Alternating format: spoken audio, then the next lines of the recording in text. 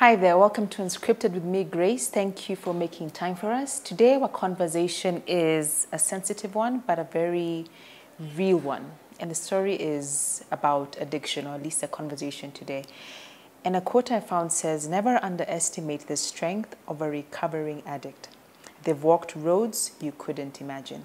And today's guest, as she shares her story, it will sound almost like it's off a movie script. But that is her story. And she's here to share with us her journey to recovery. So I hope you will be empathetic, you will stay there and listen to it, and hopefully learn a thing or two. I know I will. So let's begin the show. Welcome to Unscripted.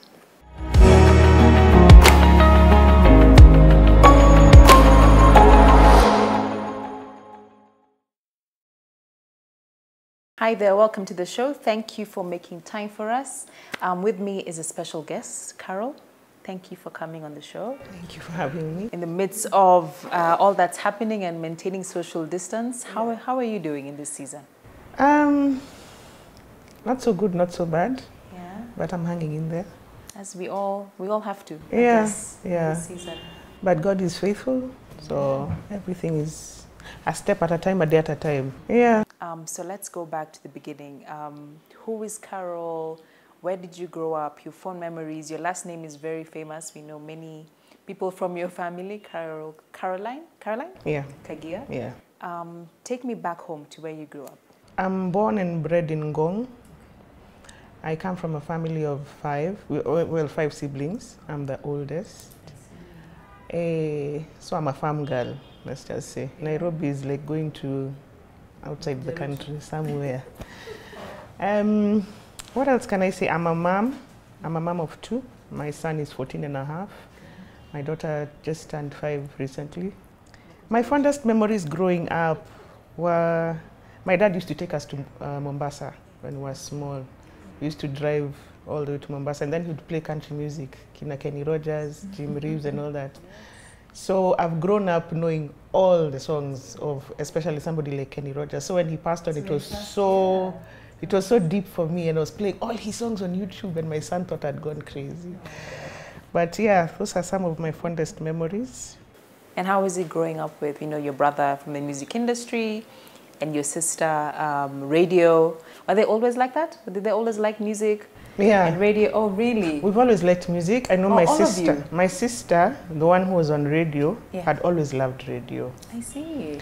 My brother started composing music when he was in high school. Oh, wow. And he used to get into a lot of trouble because of that.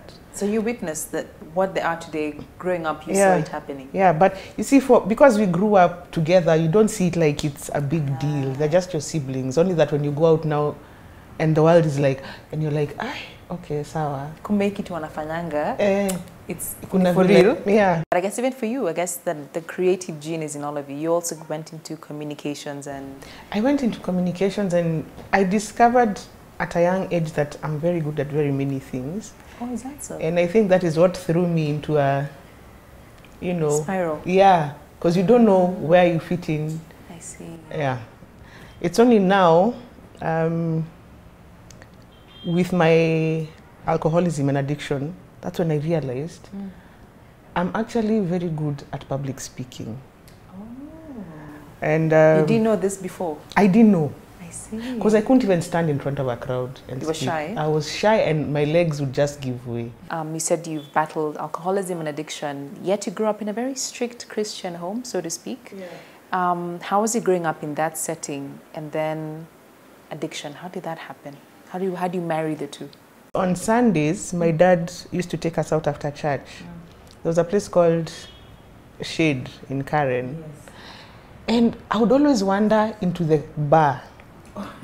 Yeah, the bar was dark. Even too. I was just, this place looks... Curious. I was very curious about it. But of course, I never touched alcohol. At some point, my parents were not saved. They're born again. So they used to store alcohol in the house. But I never touched. I was not interested. But did you see them consuming? No. Then, I don't know what happened. When I got to Form 5, culture shock. So I'm like, here I'm seeing guys who go smoking during break time and... Oh, wow. Casually, it was normal there. Yeah, I mean, please.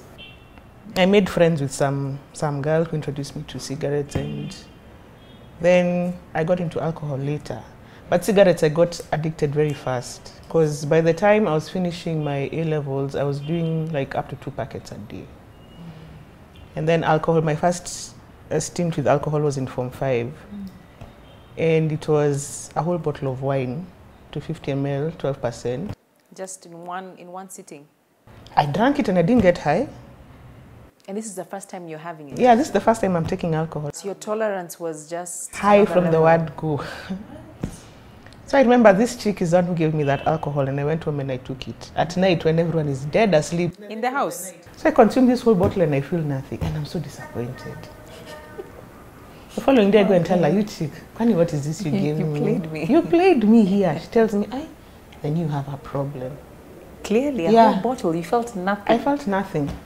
And the next time I drank now was in after we finished Form 6. I can't remember where I cheated my parents. I was going, maybe I told them I'm going for Kesha or something. Then now that was my first real stint with alcohol. So after that, I left the country. I went to East Asia. And I hated East Asia from the word go. Why? I don't know, there was just something I felt when I reached the airport. Just, this is not for you. This is not for me. And remember here, my parents have sacrificed for me to go. They've done a harambe because it's their firstborn they're sending off. Oh no. So I quickly moved from beers because now my tolerance was even higher. And I was doing spirits. And so now even my cigarette intake went high. And then now that was my first place where I messed around with marijuana. And even before you left, during this time because you're still at home, right? Yeah. You were never discovered, the parents never... No, of course, they were angry. Like there was a time, a few weeks before I left for Malaysia, I went out with my cousins and my brothers. And I got so high. And my cousin is like, I won't even tell anybody. And he's the same guy who called home the following day to say, Guy, your daughter is so drunk. So my parents were so angry. But it was never discussed. They thought maybe it's just a one-off. The way most parents think, it's a one-off. So I left for Malaysia and things spiraled very fast. It got worse. It got worse. I missed being raped so many times. I missed dying in car accidents so many times. I stopped going to classes because now I'm always high, you know. So I had to come back to Kenya. And when I came back, of course, my parents were not very happy. So you didn't manage to finish studying? I was supposed to do 3 years there and then go to Australia. How long did you stay? For a year, for 11 months actually. So I came back. Then again, of course, nobody thinks there's a problem. Still? Nobody ever thinks there's a problem. You know, guys just think. When you came back, did they know the reason for, what was your reason for coming back? I was not going to class. They didn't know why? No, they didn't know why. In fact, even at the airport, they couldn't recognize me because the person who had left is not the person who came back. When I left, I was big and brown. When I came back, I was small and dark. You changed completely? Yeah, and I became so small. You're not eating anything, It's just booze. When, you know, if you're a heavy drinker, it's very hard to eat. And the things you eat are like eggs or crisps or, you know, small things like that. What did you get from the alcohol that made you keep going back? The high. What did that high solve? Curious to know. That high made me feel like I'm someone. Yeah? In that moment you felt... I feel like I'm somebody. Yeah. Because even now when I go out to the club, I was a very good dancer by the way. I would go to really? Oh yeah.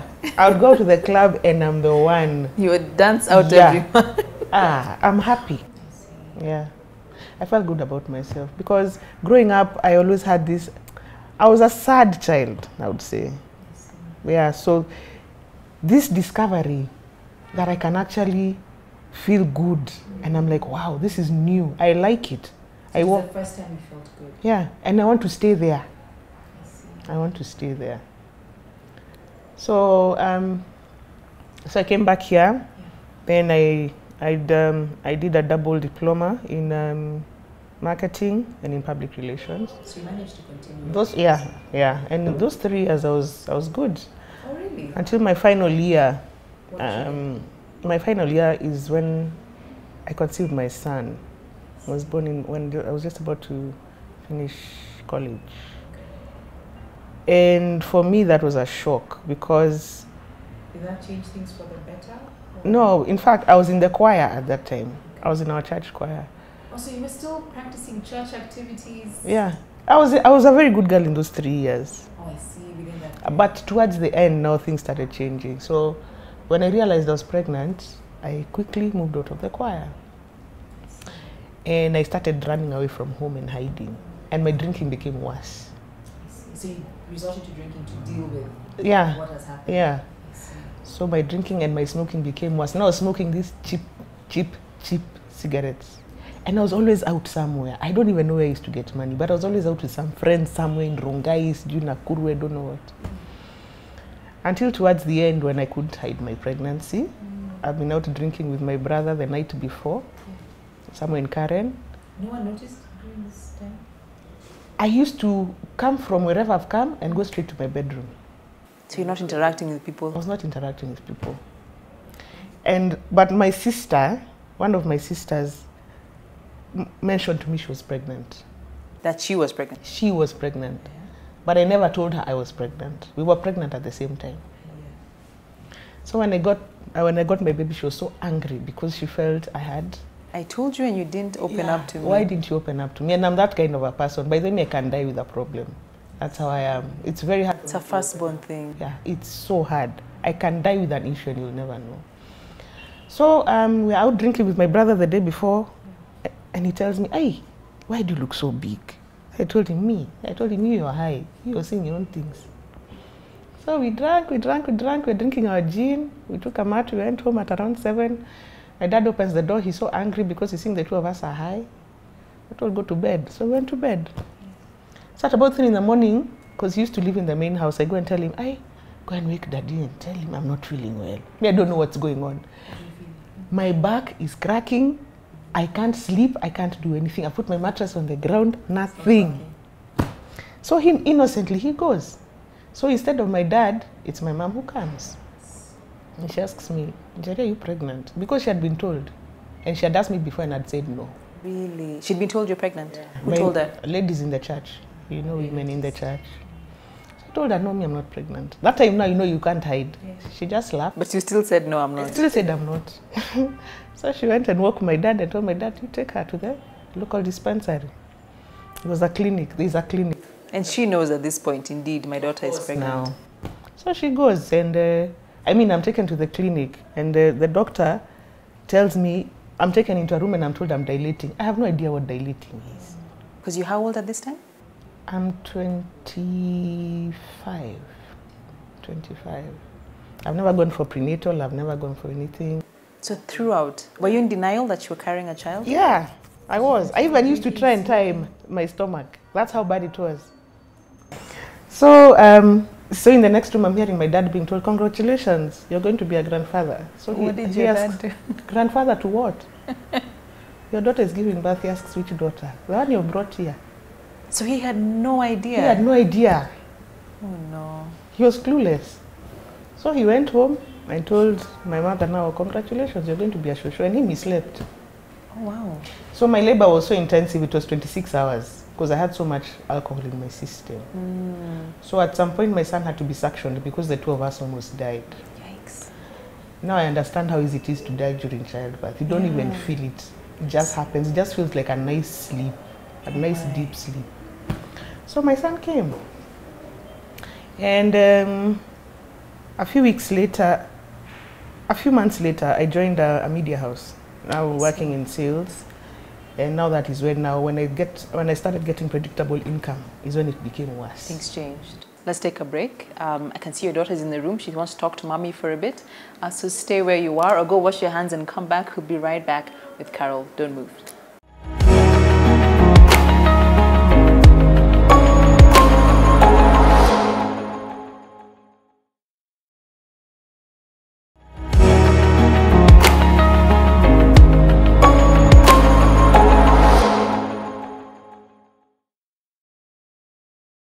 Welcome back. Thank you for staying with us. So Caroline, before the break, you were telling me how, I can't believe it, you're in labor, about to give birth. Your father has no idea you were pregnant. What happens next? And you said you got a job after that. I got a job after that. So before even the job, so when you went home, how were you received by your parents? I remember my dad sending me a text when I was in labor, and he said, "Congratulations," and he said, "God loves you, and I love you, and you know. So yeah, then is it 2 days later I go home. I found my kid sister. She was in so much shock, you know, because here I am carrying a baby. Yeah.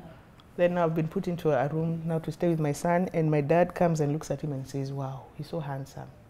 And I just started crying because I was like, you were expecting noise or yeah, to be asked questions? And I didn't know what to do. I didn't know what to do. So the boy grew, but I was in and out of his life pretty much because I was so unstable.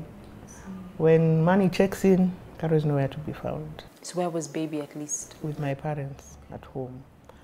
So it's been a rough time for him, growing up with an unstable mother, and then having all these questions that no one is willing to answer. So yeah. So when you started working is when things didn't get better, when you became stable? Yeah, then... what would happen when you were stable? Well, I'd go to work. There are days I would function really well. But then the days when it becomes bad, it's really bad. Because now it starts from Friday and goes on until... It used to be only Friday and Saturday. Then it became Friday, Saturday, Sunday. So Monday when I go to work, I have a hangover. And I can't function. So the hangover will take until Wednesday. You see, Wednesday is when now my body is back to being strong. Wednesday, Thursday, I'm good. Friday, it starts. Was there a trigger? What would get you back to that each time? It was just excitement. It was just excitement. My dad has always told me, I don't have a spine. You know, you're not solid. Yeah. So where the wind goes is where Caro goes with the wind. So weekends would reach, Fridays would reach, even the barman would call me. You're kidding. Say, where are you? Unakuja sangapi? Kumejulikana hivyo? Yeah, I even used to call and say, reserve for me 2 tables. Kuna wase wanakam. Then in 2007, I moved to a South African media house. So I used to travel in and out of Joburg. Yeah. So now the money was good. Then it would reach a point on Fridays at 10 in the morning. What would happen? See, I'm in the bar. So I'm a salesperson. So I'm in the field. So if my boss calls me, I'm in a certain bar somewhere on Standard Street, and I'm like, I'm with a client, do you in which office? That time I'm on my 3rd shot. By the time evening reaches, I'm just a wreck. Like literally out of body experience and realize, okay, Carol, I need to stop or I need help. Did you ever have your own moments like that? I would think I need to tone down, not I need to stop. And many people now from now towards 2007 would tell me, hey Carol, by the way, you drink so much and so fast. Me, I didn't know drinking so fast is a problem. Me, I'm just enjoying my booze, you see. Yeah. But my dad in 2007 noticed it because my son was sick. He was admitted at Gertrude's. So I was called to go and give him medicine. And I couldn't even put the spoon in his mouth. You were trembling? I was trembling. So my dad noticed and he wrote me a very long, was it a letter or a text? But he wrote, but me in my head, I'm like, I'm just enjoying life. What did he say? You need help, you have a problem, you're drinking too much. That was in 2007. And still that didn't wake you up? No. I'm telling you, Friday used to reach, I'm vibrating. What was the lowest you ever went in terms of getting anything, whatever means possible to get your hands on the alcohol? What is the lowest? Wow, I sold everything in my house. Everything? Yeah. As in like kikombe? I sold even the wardrobe doors of my house. Wardrobe door? Yeah. And people bought? Yes. I'm sorry to laugh. There's a guy who used to buy everything. I sold, the first thing to go was the fridge. Okay. From the fridge, I sold my gas. So I was using, you know those two stoves? Yeah. Those ones. You had a gas cooker, ukauza, ukatumia stove? The hapo. Then I remembered my seats. They had been bought by my ex's mother. Also those ones went. So my kids would come and they sit on the floor. My son couldn't understand because my son was not living with me, he was staying with my folks. So when he comes on the weekend, he's like, Mom, what's going on? So me, you know, addicts always have excuses. You'll always look to justify. Oh, you know me, I have so many problems. You see now I'm not working. You know, and because he's a boy, he's a child, and he loves his mother. A child will always love his mother, even if your mother is what, you know. Because it reached a point, I became, you know, it reaches a point, you sink so low, you actually become suicidal. Oh, yeah? Yeah, you become suicidal because now you don't have money, your withdrawals are on high. People, it's like they've given up, you don't even know who to turn to. You send please call me's, nobody responds to your please call me's because they know you're calling them to con them. You see, and even if somebody sends you money, like my daughter was so small, if somebody sends you like 500 bob, you will see, okay, today I'll go and buy that githeri for 30 bob. My daughter will eat Weetabix for 25. I buy her 125. And you have budget for alcohol as well? And I have budget for alcohol and cigarettes. And my 500 bob is over. And tomorrow, the cycle continues. Because now you have withdrawals. You need to toe a lock in the morning. Who will I talk to? The cycle continues. I reached a point I even found a buyer for my passport. Did you know passports are bought? Wow. Yeah. You found a buyer for your passport? Yeah, it was going to go for 10 Gs. I'd said when those 10 Gs end, I'll finish. My son is already staying with my folks. I'll give up my daughter for adoption, then I commit suicide. You had a plan? I had a plan. I was ready. I knew. When did things change for you? What stopped you? I don't know. I just woke up. That day when I was going to take my passport, wherever I was going to take it, I just said enough is enough. Enough. So I sent my dad, please call me. Then he called me. Then I told him, I want to see you. So he said, you know where we live, you come home. I didn't even have fare to go home. And of course, nobody will send you fare because they don't know if you'll come or you won't come. Yeah. Hey, and I had not sold my daughter's carrier bag, thank God. So you sold that to get no, fare? I carried her with it until all the way home. So I went home because my dad... By walking? What do you mean by all the way home? Yeah, I walked all the way home. Wow. Yeah. So my dad started telling me about rehab back in, was it 20 what? Sometime 2012, 20 something. But you ignored him? And, you know, at that time, rehab was considered for mad people. And you know, addicts are mad in some ways because some of the things we do, when you think back, you're like, guy. In your sane mind, you wouldn't have done that. Yeah. Yeah. So now I actually considered it. I even told him, by the way, even if it's Garissa or wherever, just take me. I'm done. I'm tired. Yeah. So, of course, my mom had moved on. She was fed up. She's exhausted. So I went to rehab. And I was there for 3 months. I came out, in fact, a day to my 37th birthday. So I was there for 89 days. And in rehab is where my eyes opened up and I realized there were so many issues that were going on in my life that I'd carried from a very young age. I had been more or less molested when I was very young. And I think also that is what led to self-esteem issues. We never realize a lot of things until something happens. And I realized I was so angry about a lot of things. So that is where my awakening came. And that is where I also discovered I can speak. And so when I left rehab, a week later, I did addiction counseling. So I did addiction counseling for 16 months. And now I'm a certified addictions professional. And how many years sober? 3 years. Yeah. Every year is a celebration, isn't it? Every year is a celebration. And then I landed upon Engage. I don't know what I was doing. Or you just happened to watch it? I just happened to watch one and then I saw something about life, love and fathers. So I decided to look for the guys behind Engage. And I shared my story. I said I was even willing to travel to Mombasa to share my story. So now when Engage called me to now start coaching me to share my story, the day came when now I was to share my story. And I remember that day when we were at Braeburn, I remember telling the Holy Spirit, speak through me. And when I went on stage, I started laughing. Then I wondered, what am I laughing? So I started giving my story. And the applause was good and whatever. And my parents were even there and one of my sisters. And me, I went home and I slept. And a week later, my phone is going off the hook.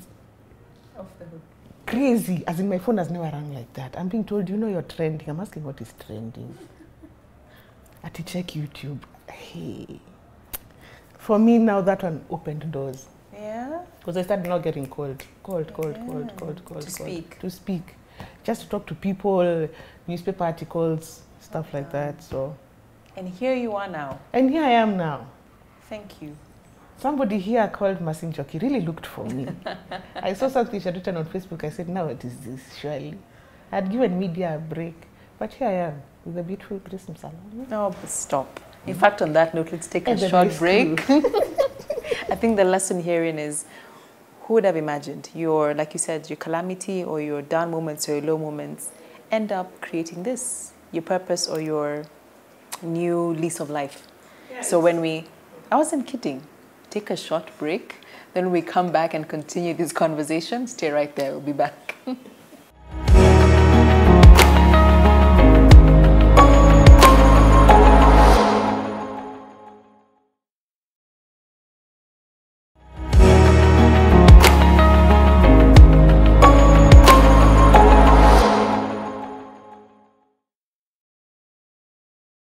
Welcome back. Thank you for being patient and staying with us. Carol, so before the break, you said through all of this, you discovered that you have a gift to speak and share your story. So how has your life changed since turning a new leaf? It's had its moments. Yeah. I've had my moments. It's not been easy. I have many regrets. And I like sharing my regrets because I think they help other people and they also help me to heal. One of my biggest regrets is that I have had 2 miscarriages because of alcoholism. And I don't know if I'll ever be able to get over that. So I normally say that women and alcohol don't mix. Especially if you're one who is in childbearing age, or you intend to get children, stay away, because it's either miscarriage or you get early menopause or anything can happen. I thank God because my brother always tells me you should thank God because you have no scars to show. I have no physical scars to show. But I still have those emotional scars and, mental scars, but it's a day at a time. In fact, tell us a reality of the journey to soberness. What is it really like? There could be someone at home who is thinking about, now they're where you were when you were about to sell your passport and they've had enough. If you could paint the picture of what that journey is really like to a sober life. It's hard. It's hard. There are some very bad days. And there are some good days also. But if one is truly, when one is struggling with an addiction, whatever kind of an addiction, it's very hard to come up and say, I need help. That's true. Because you don't know how people will take you. Or maybe others have given up on you. But it's always important to find that one person who will believe in you. Because they're the ones who will hold your hand. In your bad days, when you're being silly, when you're doing crap, they're still there. Because an addict, nobody ever plans to be an addict. It just happens. Some it's because of genetical predisposition. Some it's because of childhood trauma. For me, I think it's more of childhood trauma than genetic predisposition. And I've come to believe that trauma is what has affected many people who are in addiction. It may sound like I'm making excuses for people, but everybody has walked their own journey. And nobody can understand your journey more than you see. But sobriety is awesome. Sobriety is awesome, but it's not easy. So what is it like being on the other side? It's freeing. It's freeing because at least you can talk to people who are struggling. It's also freeing because there are people who knew me before and now they can actually reach out because they're like, if this chick can change. She was Wamonyota. She changed from Wamonyota overnight to something else that is being seen on TV, being heard on radio, being read in the papers. It's liberating, but sometimes it's depressing because, like now with this whole epidemic we are going through, you're like, now what do I do with my time? And that is why it can be a trigger to go back to it. That is why many people relapse during this time. Because you're like, now, what do I do with my time? I'm bored of watching TV. See, I can't go where. So I just go to the Wines and Spirits and buy and come and just chill at home. With this season, I sank almost deep into depression. And I thank God because I realized there are so many people who are looking out for me, because there's a post I put on Facebook. At that morning, I woke up, I was so depressed, I was so suicidal. And the number of calls I got, the number of M-Pesas I got, even SMSs. Someone even came, they asked me where I stay. They came and even brought for me food. And I had not posted that I want food. You see? And I was so grateful because I realized, wow, there are people who are actually out for me. You see? People who care about me. Oh, bless. And so what motivates you each morning to stay sober? Well, for one, I would say my kids. My sanity, because I know myself. And then two, I don't want what I've started to die. And what I mean is the way I reach out to people, the way I speak to people. After this whole Corona thing is done, I want to go into a lot of stuff to do with now speaking out. I've been encouraged to do it online. I'm yet to figure it out. Yes, you can start. There you go. Online. Yeah. Yeah. Just with your phone at home. And that's another thing you can think through. Yeah. I don't want to say it's a distraction, but it can keep you busy. Yeah. And you can still impact lives. Yeah. I agree with that person who told you. About the online stuff. Yeah. So I've been writing a lot of stuff and trying to put my head together, then think of when to start. I should have started early this month, because this month I turned 40. Happy birthday. Thank you. You're the second guest who's just got into the fourth floor. The fourth floor. Yeah, so we're learning a lot on this other side. How is it? How is the fourth floor? Right now. And how is it looking? Right now, I don't know. It's still a bit hazy. As God graces and gives you for the next season to come, what are you hoping for as Caroline? To be one of the best speakers on this planet. On this planet? On this planet. Because I realized God has given me something that I didn't know I had. I always say my story is not unique. There are many people out there who are struggling with alcoholism, but my story stood out for whatever reason. And there must be a purpose. You see? There must be a purpose. There are guys with big stories, but you never hear about them. But mine, for whatever reason, God decided to use my story. So, to give me a platform. And I love it. I love it. You're thriving. Look at that smile. I can see. What do your parents think? What does your dad think? He's happy. How is your relationship now with your parents? It's good on most days. On most days? On most days. We all have our moments, ups and downs. That's true. Yeah. But for you as Carol, when you look back at your life experience, what you've been through, what you have put yourself through, what you've seen, and look at yourself now as a certified counselor, in the making, best speaker in the planet. Amen. When you look at yourself now, what do you see and what do you feel? I can only say I thank God, because I'm not here because of my own strength. Me, I've been through situations where if I start talking about them on air, people will get shocked. Yeah. So you've only given us that, a touch. It's just a touch. I have been through situations that it is only God, and I believe until today, though I have my moments, God, for whatever reason, has decided to hold me in His hands. And so I've stopped taking that for granted. You see? Because you only have one life, and I want to live it well. I want to leave a legacy. What legacy do you want to leave behind? But people change. And people change for the best. You can change and change once and for all, and help other people who are struggling. Like I said, I was introduced to so many things when I was young, some that I've only begun to speak about recently. But I realized the more I speak about them, other people come out. So I've stopped getting shocked, because I used to get shocked, now I get shocked inside. Then I'm like, you can beat this thing. Let's just walk this way, this way, this way. And you walk the journey with them. And you walk the journey. Are you proud of the Carol who is before us today? Today I will say yes, I am. What do you mean today you will say yes? Because today I feel good about myself. There are days I don't. There are days I just want to stay under the bed sheets and not come out. The kids are screaming all over. I'm not feeling myself. I'm just feeling, ugh. So it's a journey. Yeah, then I go somewhere. I've not even combed my hair. Then they're like, I know you from somewhere. Then I'm like, why didn't I comb my hair? You see. You've become famous now, Carol. Oh, dear God. Itabidi. I give him all the glory. Amen. Yeah. Amen. What are you most grateful for as we wrap? And what would you like to leave the viewers with today? I'm grateful for my life. I'm grateful for the second chance and the third chance and fourth chance that God has given me. I'm grateful for my children, that through it all, they've still chosen to love me. They have seen a lot, especially my son. He has seen a lot, but he still loves his mother.